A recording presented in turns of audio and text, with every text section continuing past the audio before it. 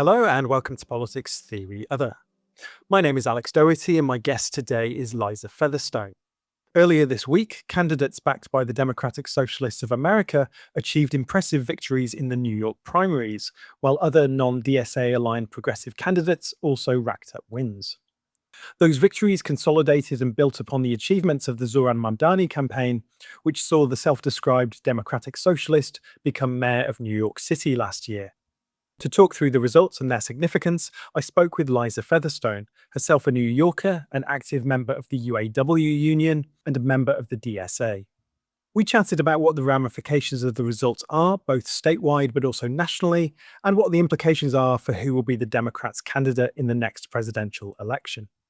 We also talked about the differences between the organising models of the DSA and the more moderate Working Families Party, and we discussed the significance of Palestine and the Gaza genocide in how the various primary campaigns have played out.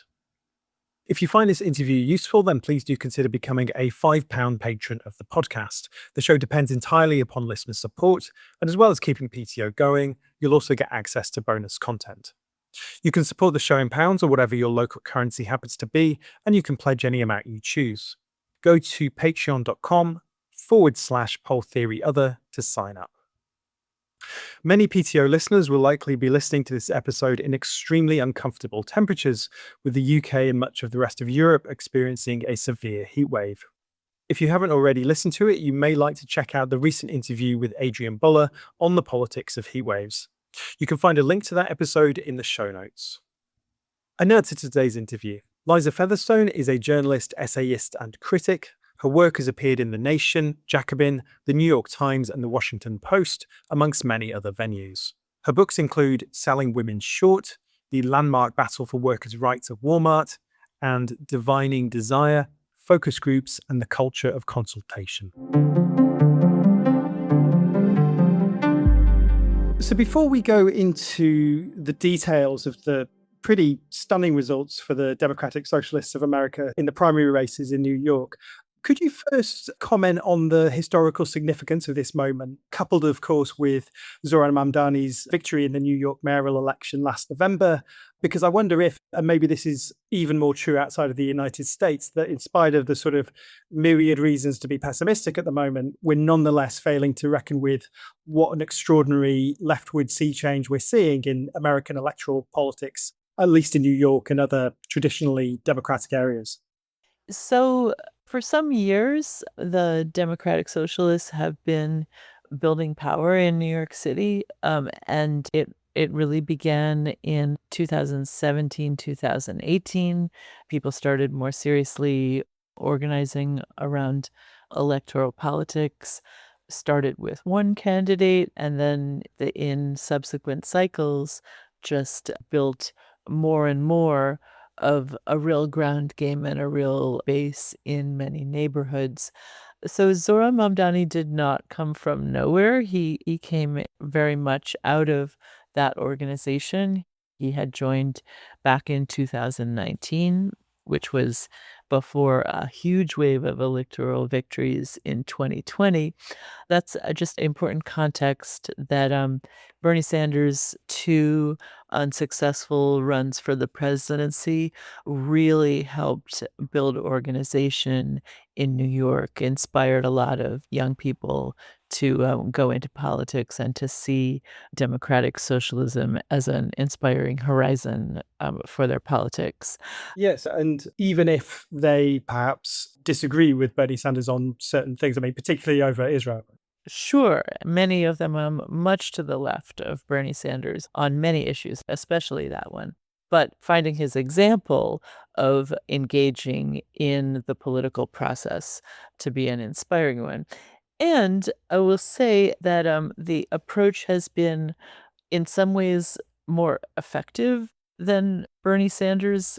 The emphasis has really been about building political power. The Democratic Socialists of this generation have really focused on building organization and developing talent in their ranks. So Zoran Mamdani really came out of that. So while we were astonished, all of us, that he could become mayor of New York. He didn't come out of nowhere, and that success did not come out of nowhere. You could see it as a logical progression from the way that the socialists in New York had built power. And I think that it mirrors changes that we're seeing all over the country, where we're seeing that people are really fed up with an elite that doesn't care about working class people's lives, and that is just grotesquely embodied by Trump, who had just openly says that he doesn't care whether the war in Iran affects Americans financially. We've got just this elite that is just metastasized into something truly grotesque in its indifference to regular people. People really looking for a moral center that is outside of our traditional politics as usual. Yeah, Pope you Leo don't is look to the DNC, right? yeah. I mean, some of the most popular people in America right now are Pope Leo and Bernie Sanders, you know? I mean, people who have foregrounded the dream of a peaceful world and a more compassionate one and a more inclusive one. So there's a lot of hunger for a better vision.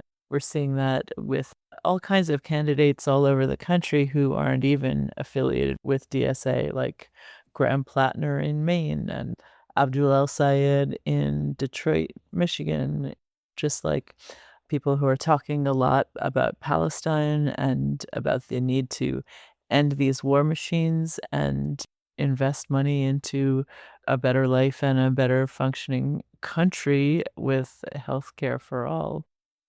So that's the context, in which this has taken place is so Zoran Mamdani won this mayoral election last year, and this election was about him and the DSA continuing to build the political power that they need in order for him to enact his agenda, but also to continue showing the rest of the country there's another way to do politics, that we don't need to keep listening to these corporate Democrats who insist, to quote Margaret Thatcher, that there is no alternative.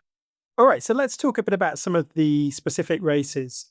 So there was an open primary to replace Representative Nydia Velázquez, and that contest saw the state assembly member and DSA candidate Claire Valdez taking on Brooklyn Borough President Antonio Reynoso.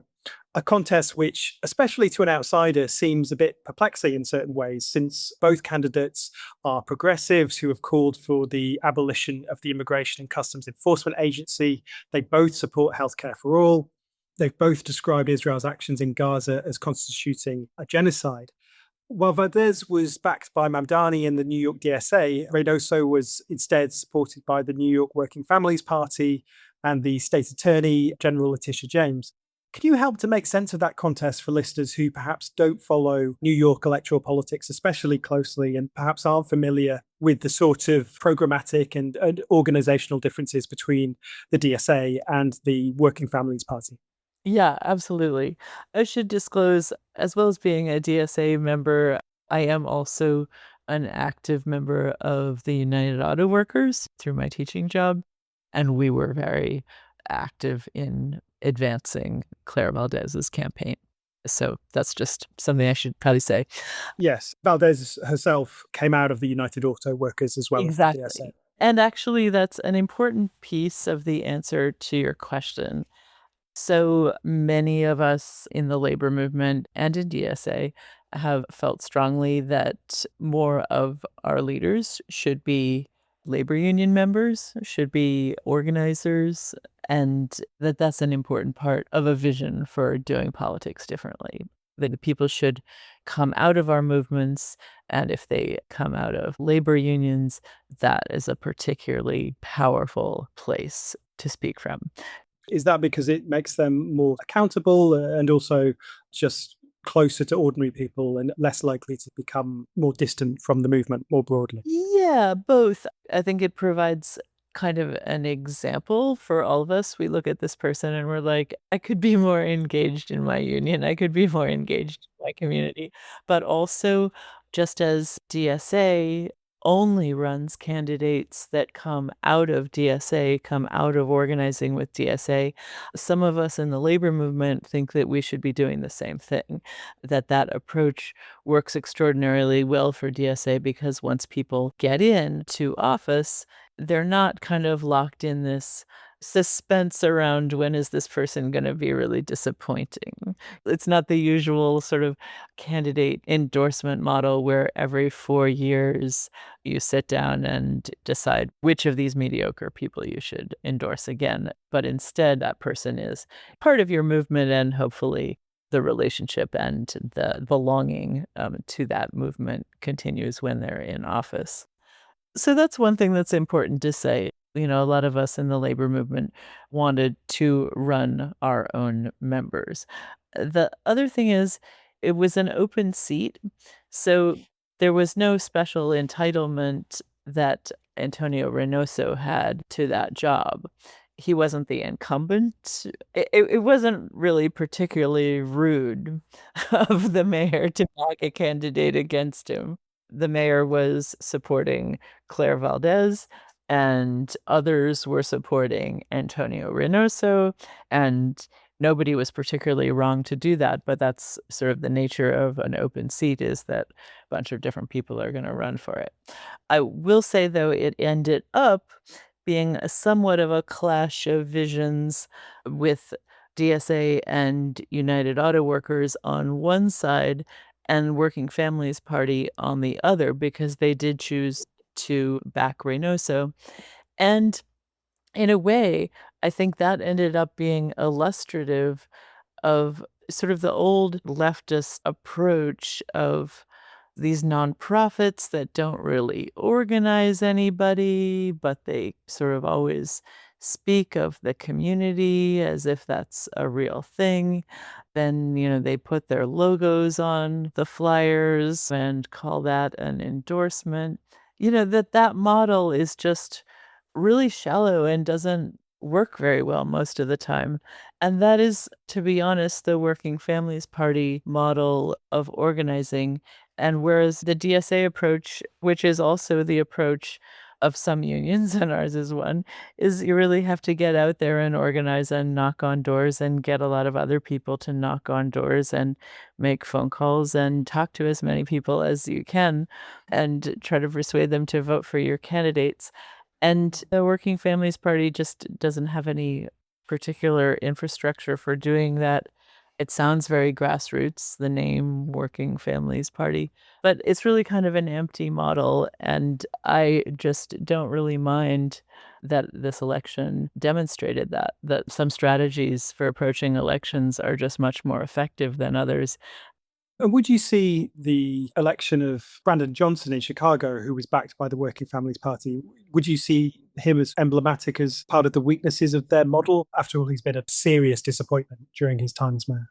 You know, that's totally possible, but I have to admit I just don't know Chicago politics well enough. Mm.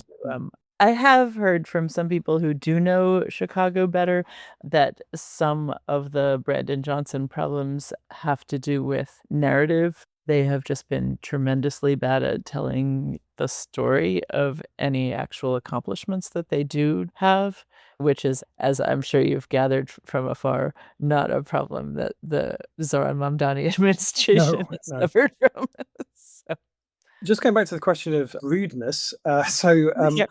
I have seen it suggested that even if Valdez might be the better candidate, that her campaign were somewhat unfair in their characterization of Reynoso, portraying him as perhaps being in hoc to APAC and to landlords, and that a lot of that sort of criticism wasn't really fair. Is that accurate in your view, or do you think that mischaracterizes the campaign that Valdez led? It's an interesting question because Um, and just to give a little more context on that for listeners. So Nydia Velázquez herself and Antonio Reynos are not traditional like centrist Democrats or corporate Democrats. They're progressive. Velázquez was pretty quick to endorse a ceasefire in Gaza. And Reynoso says the correct things on issues like that. I think the critique was much more that people want a fighter in that office, and it's this sort of traditional transactional model that so many labor unions and nonprofits have pursued in the past is just too passive and transactional. You want people going to Congress who are really going to fight passionately on these issues. AIPAC was much more of a factor in the two other congressional races in which Mamdani was backing a pro-Palestine candidate. AIPAC was much more of a factor in Brad Lander's race against Dan Goldman and Daria Lisa Avila Chevalier's race against Adriano Espaillat. AIPAC was very heavily backing incumbents there. In Reynoso's case, it was a bit more shadowy, and it was not entirely clear what AIPAC's role was, if any. There was some dark money that does not have to disclose its sources until after the election, which is a very shady type of vehicle for campaign finance. But I think we just don't really know. It's pretty clear that he did have some backing from folks in the real estate industry, but I don't think that it really would have been a huge factor. I do think their campaigning against Claire Valdez was very negative and did feel to a lot of people like a breach of what had been agreed. There had been sort of an understanding that people didn't really want this to be a bitter campaign. But naturally, when people are running against each other, it Yeah, can get bitter. the gloves come off. Yeah. So almost certainly, some people did say that he was funded by AIPAC with probably without that much evidence, and they certainly, for their part, said all kinds of things about Claire, that she was a transplant, that she didn't know the community, although she's been representing it in the assembly. There was plenty of unwarranted negativity all around. It's one of those situations where we're so used to having just absolutely horrific opponents, just like horrible people, because we have so many of them in American politics, you know? Yeah, I Like, mean, we just like we have have one or two over here, but yeah, yeah, yes, yeah, no, you I are realize you do I have realize a bountiful number. Yeah. yeah, I realize this is a problem is not unique to us. Um, but yeah, we really have some horrors. So sometimes people are sort of puzzled, like if your opponent isn't really like an absolute demon, why are you even running? And actually, the Claire Valdez race was an opportunity to say, hey, we actually have a positive vision. Our opponent is not the worst person in the world, but Claire is better. Claire is a labor leader who has the most anti-imperialist platform of any congressional candidate in the modern era and is a platform of unions for all, Medicare for all, and she's been a real fighter in the assembly and she's going to be a real fighter in Congress. So there's something kind of confusing to people about a race that was really only conducted for positive reasons, but it certainly did end up being more negative than it should have because that's the nature of electoral politics.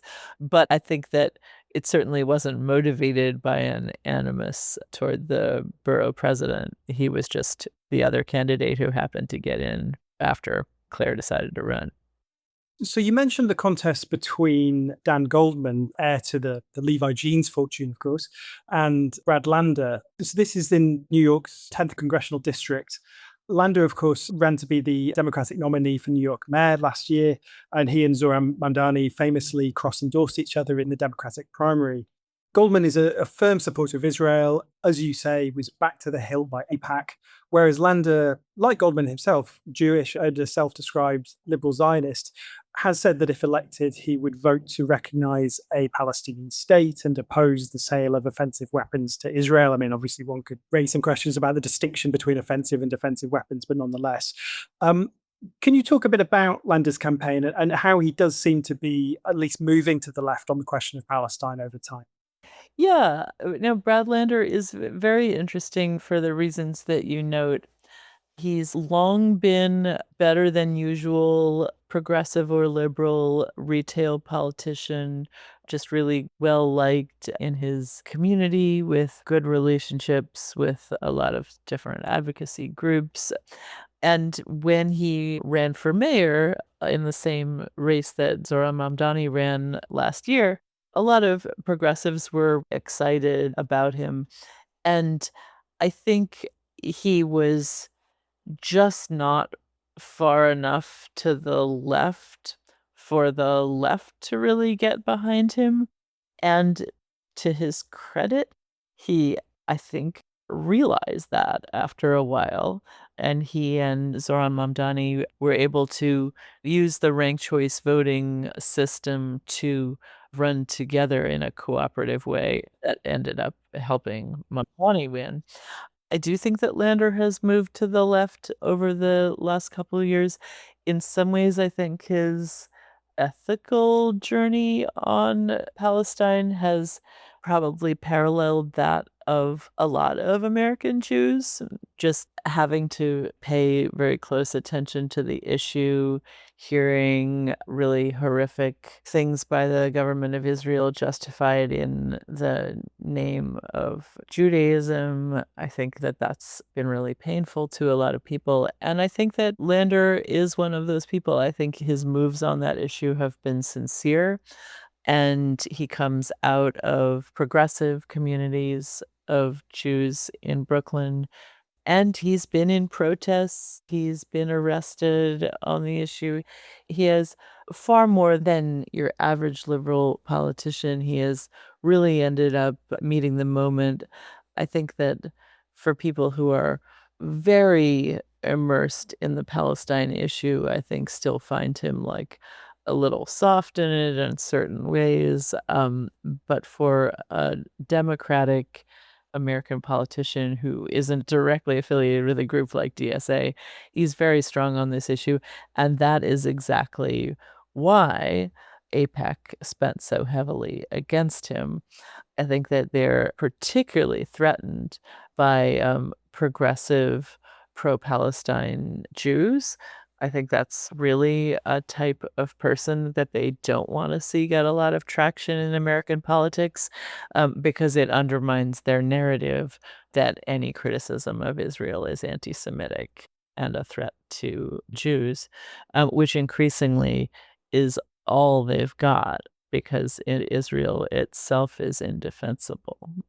Yes, and I suppose, as well as what you describe, him sort of reflecting the general drift of opinion of liberal American Jewry, he also, perhaps because of his prominence and because he's not seen as an extreme figure, he sort of gives permission or license to other liberal Zionists to start to reconsider their own positions on the issue. And as you say, that may be part of what's particularly frightening about him to AIPAC and the rest of the Israel lobby. Exactly right. And I think that is part of his power as a figure in this moment, and it is certainly why AIPAC would find him threatening. But it's so funny in a way because the Zionist voices are really putting out, a three-alarm fire on this race. This is so terrible that Dan Goldman lost. No Jews are safe in New York City. And it's like, if you met this guy, Brad Lander, he's certainly not hiding his Jewishness. I mean, it's just funny. It's like when people would say Bernie Sanders was anti-Semitic for not supporting the state of Israel. It's like, really? I mean, these are sort of claims that unmake themselves. It's sort of interesting from a UK perspective because it's notable here how effective that line has been, and it seems to have been somewhat effective regarding Zach Polanski, the new leader of the Green Party in England and Wales, who himself is Jewish. It does seem that that has had some traction, but in your view, it just really doesn't fly in the US, or at least in New York, I suppose. Well, it does and it doesn't. I mean, I think it's falling apart as a narrative. I think you sort of saw it initially. I would say that after October 7th and the ensuing Israel response, I think you certainly saw that it was an effective accusation on university campuses. People were certainly getting canceled, and worse, people were getting fired. Many people still haven't gotten their jobs back from that period. It was a really sort People's of a immigration status investigated. yeah, exactly. Some people were thrown into immigrant detention, like Mahmoud Khalil. And so it's very effective on the elite level, like in that the elites have been very zealously eager to use it.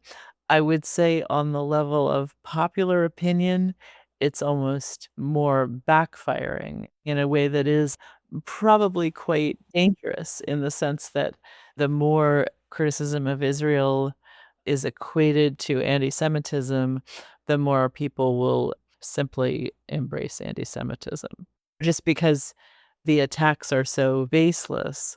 It's such a baseless criticism to say that all these people are anti-Semitic for criticizing Israel, but I really do think that that line of attack can actually push some people to be anti-Semitic, and I think we're seeing that particularly on the right as more and more right-leaning youth are drawn to questioning Israel, questioning US imperialism, questioning war, and they do sometimes take that in an anti-Semitic direction, which is extremely unfortunate.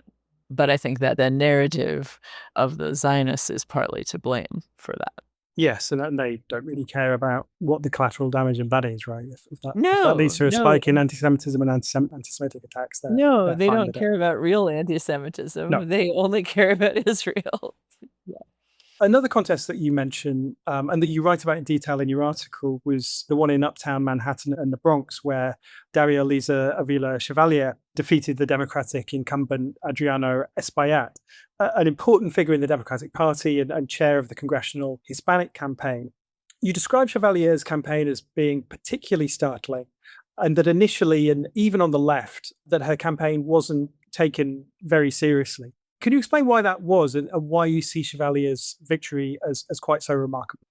Yes. So all along, it was clear that Claire Valdez had a more than good shot at her seat, and as well that Lander had a more than good shot.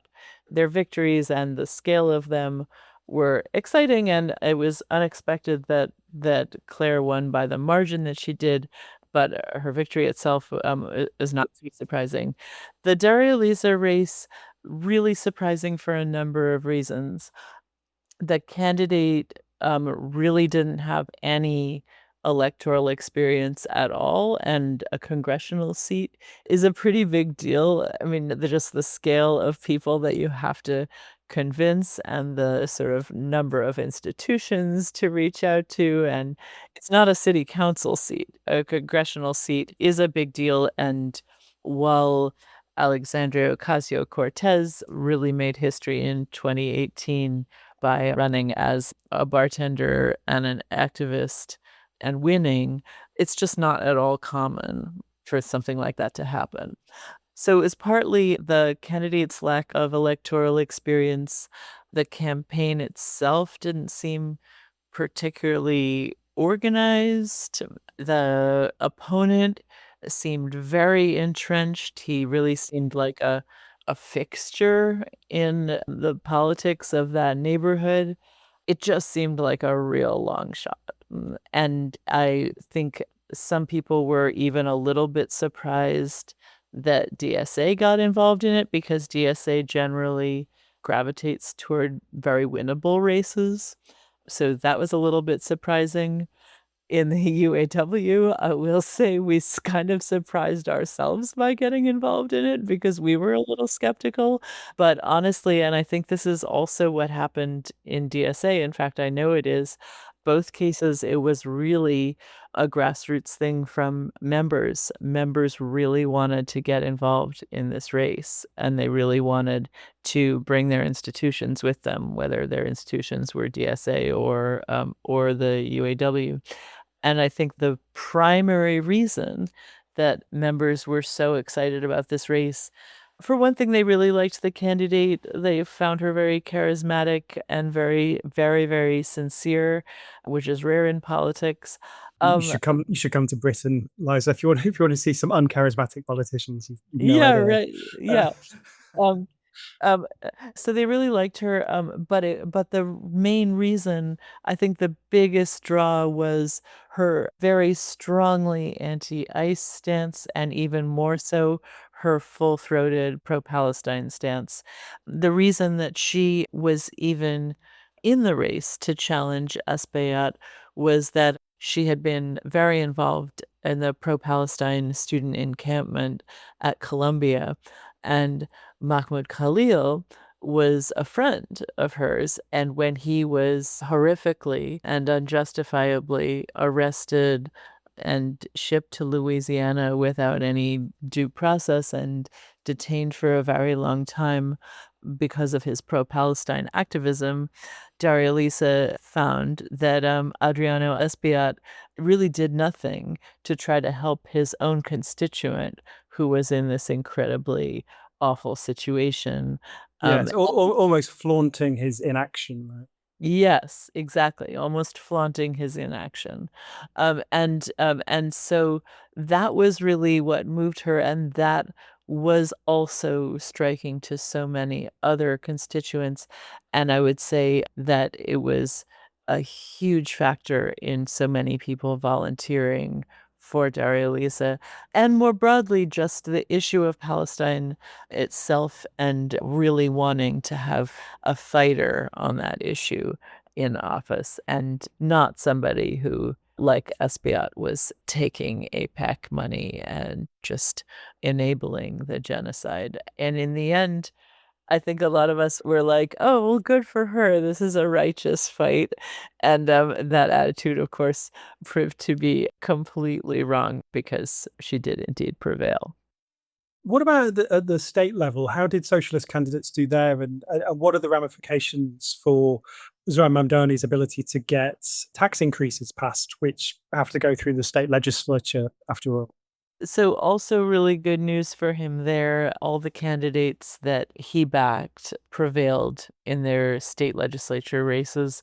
And beyond that, and better still, almost all of the other DSA candidates also prevailed in their races, and that included some that Mamdani didn't back because he didn't back any challengers in assembly races because he did not want to anger the assembly Democratic leadership. So that was like sort of one cautious move that he made that fortunately did not constrain the rest of DSA. And so quite a few new socialists will be joining the state assembly. I think it has a number of implications. It really increases the socialist bench. The socialists have already been really outperforming their numbers in terms of influencing legislation. Even back in 2019, when there was just one Democratic Socialist, Julia Salazar, she was hugely influential in passing a whole package of reforms to renters' rights. And there have been other legislation similarly. A couple of years ago, the state legislature passed the Build Public Renewables Act bill to get the state to fund renewable energy. That was really completely a function of having elected DSA representatives in both houses who could carry that forward. In terms of the taxation, I think it will be hugely important in the sense that having more of the socialists in there will help to change the culture of those houses. But it is also important to note the both houses already approved tax increases on the rich, even with the much smaller number of socialists that we already had in there. And the big factor was that the governor simply didn't want to do it. One of the positive things about the outcome of this election is it was a tremendous show of power.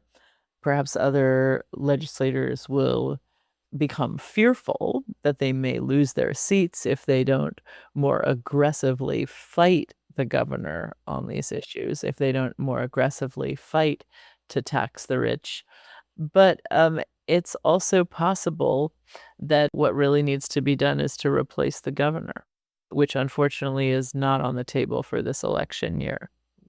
What do you think the results mean for the Democratic nomination for the next presidential election? Will it serve as a kind of proof of concept and show that socialist candidates are becoming ever more electable?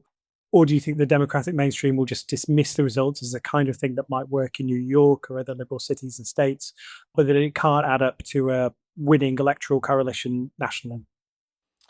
Yeah, I mean, it's a really good question. I think that certainly leaders in DSA viewed this election as a structure test and, as you say, proof of concept that Mamdani was not a one-off, that they can keep winning big elections, and that they do indeed hope to run a socialist candidate in the next presidential election in 2028. And I think it's really hard to say whether the rest of the country will go for that. I think that the most opposition that is going to come to that is gonna be from the current Democratic establishment, from the current Democratic leadership. It's quite possible that they just will do everything they can to prevent such a thing from happening, to prevent, a One social. of the few things they're good at, of course. Yeah, exactly, exactly. And they've got quite a track record now. So I think that, as far as this wouldn't translate to New York, I think that that's really just not true. I think people don't really understand how impossible this would have seemed in New York, even 10 years ago, even. Things become possible because people organize them into possibility.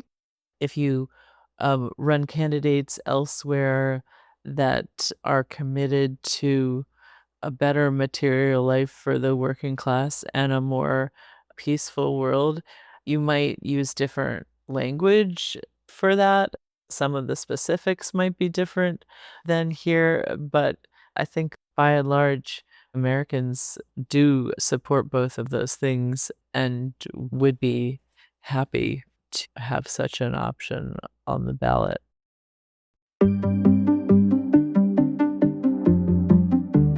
You've been listening to Politics Theory Other. If you've been enjoying PTO and finding it useful, then please do consider becoming a £5 supporter on Patreon. The show depends entirely on listener support, and if you sign up, you can access bonus content, including listener questions episodes with PTO guests. Go to patreon.com/polltheoryother to sign up. The show's music and graphic design is produced by Planet B Productions. Thanks as ever for listening. I'll be back soon.